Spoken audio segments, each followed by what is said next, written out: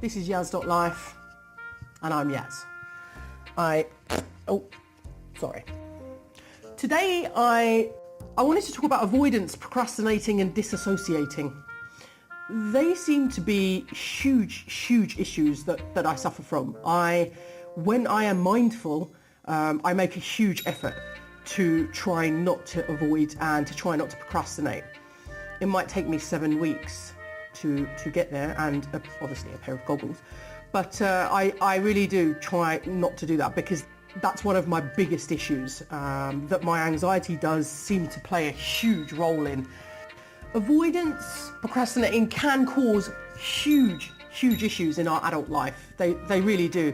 As children, we can get away with it sometimes, but as we get older and there are more and more deadlines and there are more and more asks of us and responsibilities, then this procrastinating can start to get in the way of many things. For me, I was having a think about the impacts that it has on my everyday life, the impacts that it has with my relationships and my achieving of tasks, finishing of tasks, getting things done according to deadlines. And when I say deadlines, I mean, like, for example, my car insurance has run out and I really need to go and renew that. And that's the kind of deadlines I'm talking about. They're not ones that I necessarily set for myself. They're ones that are going to get me into some trouble if I don't go off and do them. So it also affects my self-worth. It affects my confidence. It causes great fearful emotions, great questioning as to what the hell is wrong with me. Why can't you do certain tasks that really aren't that complicated? So replying to an email, replying to a WhatsApp message. It's amazing how the anxiety can build to the point that I end up having a message in there that really doesn't need that much thought, doesn't need that much work, and I will not reply to this person for weeks. And then as soon as it gets to about 2 weeks or 3 weeks, I then think, well, actually, there's just no point, because you would look like such a muppet if 3 weeks later you answer, I'm fine, how are you? So then I leave it.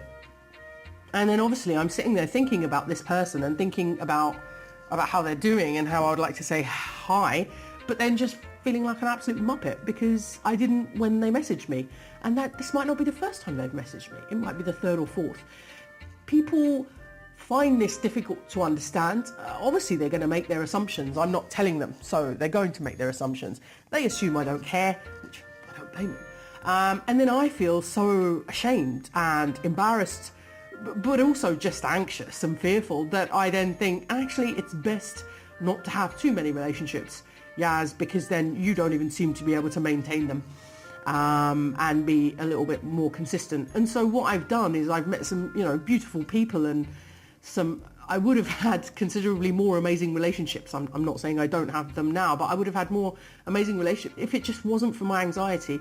Have I ever explained this to anybody? No, not really, because to me, people have got their own crap. If you're going to ask me about what is wrong and why I am not getting back in touch, of course I will be completely honest and say it pretty much like this.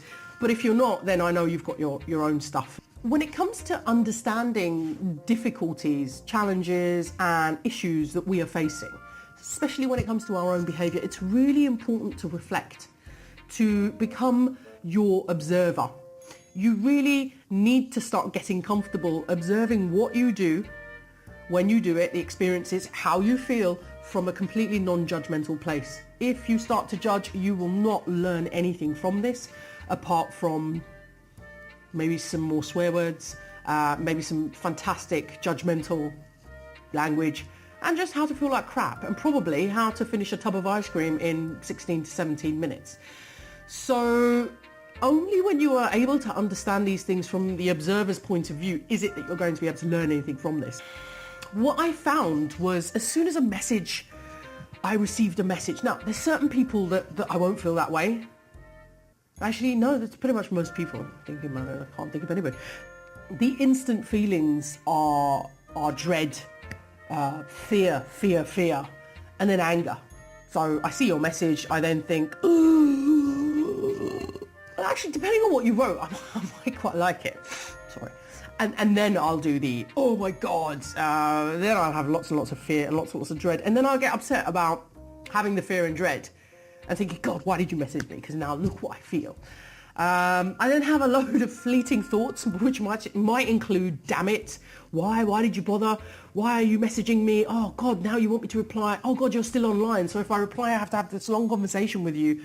And I can't because I'm too busy procrastinating on other things that I'm supposed to do. So I can't waste my time having a conversation with you because I'm supposed to be doing all these 100 other things, right?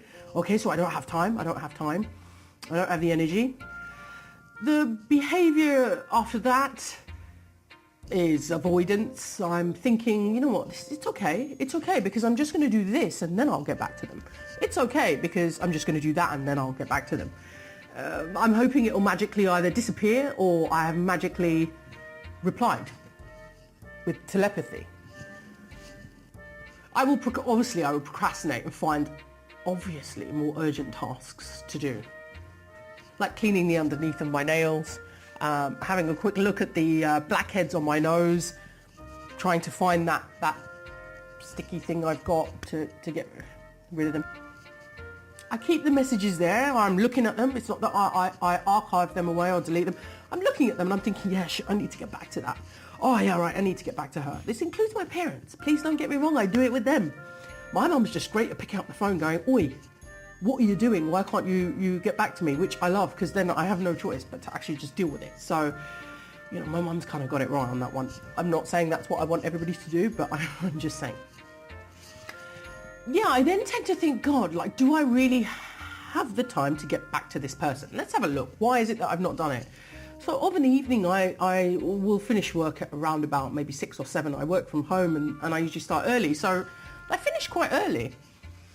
I then have some tea or have my supper and then I'm laying on the couch watching either movies or just kind of television and playing my games. Because that's what I do.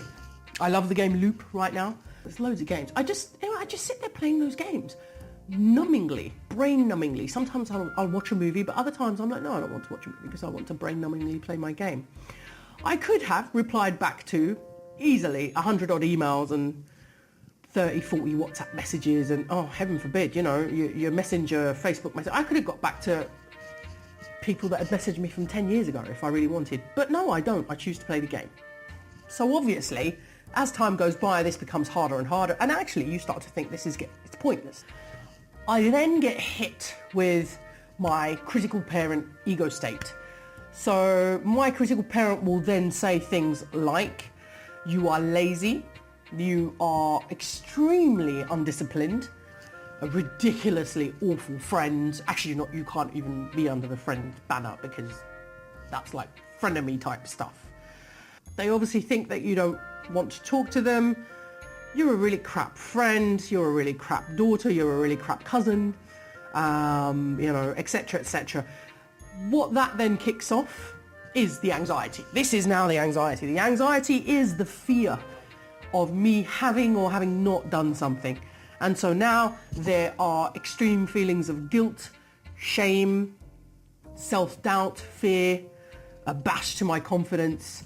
And obviously then, well, what does this mean about me? Like, who am I if I can't even reply back to a friend that said, hey, Yazz, how are you doing? I mean, how are you going to explain that to them? I'm sorry, it caused me so much anxiety that I had no idea what to write back. And they're like, really? See, it's not. To the everyday world, to everyday Joe Blogs out there, it just doesn't make sense. And so then even I laugh at myself. I just laugh at myself and think, nobody's going to understand that. I mean, even you don't understand it. Well, I do, but well, you get my drift.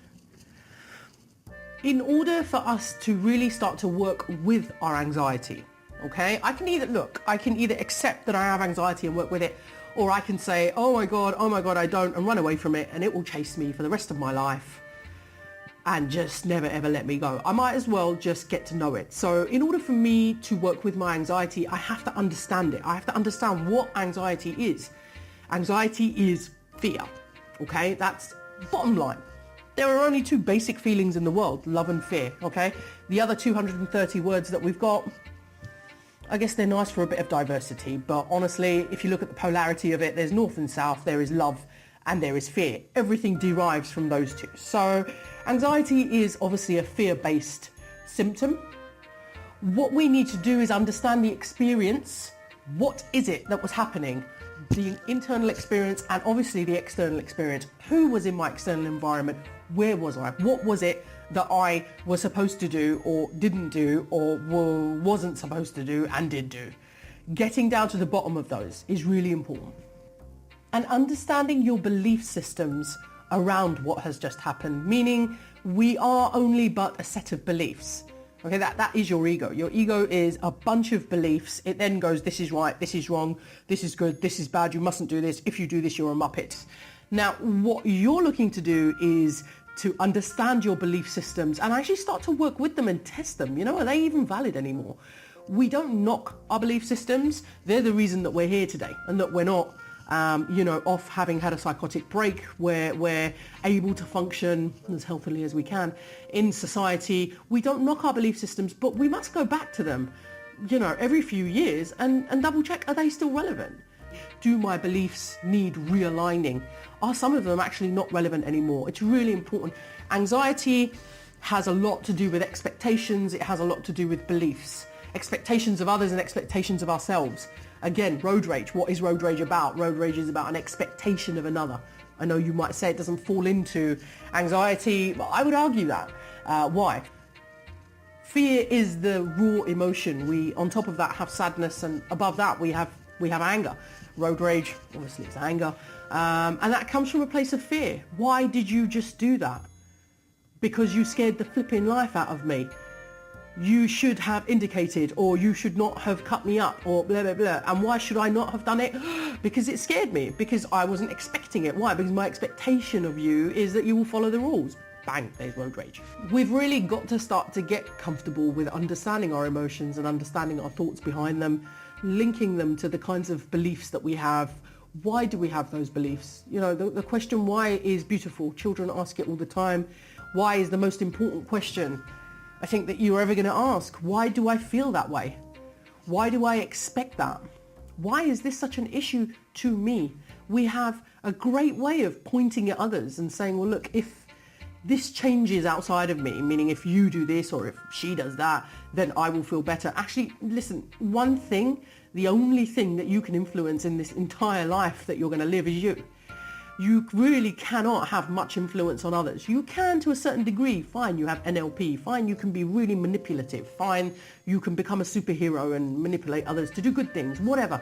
But what you do need to do is realize, look, why don't I say that I have really very, very little influence on others? What I do have complete influence over is me. What I've got to do is learn how to take back some of that control. I've got to learn to empower myself and not disempower myself, which is what we do. I mean, I've got my goggles on. I now feel empowered. Look at me. I'm going for gold. These are the things that I tend to concentrate on when it comes to my anxiety, is understanding it from an observer's point of view, not making any judgments, to understand it from an informational place, building knowledge, and then to use that to grow, to use that to work with the issues and the obstacles that tend to come up. Sometimes I'll be able to work on the symptoms. Sometimes I'll be able to work through something so that a certain experience actually doesn't have that impact on me anymore. Other times I may not be able to do that, and so I need to work with that experience in a particular way. I may just need to say that this experience is way too difficult for me.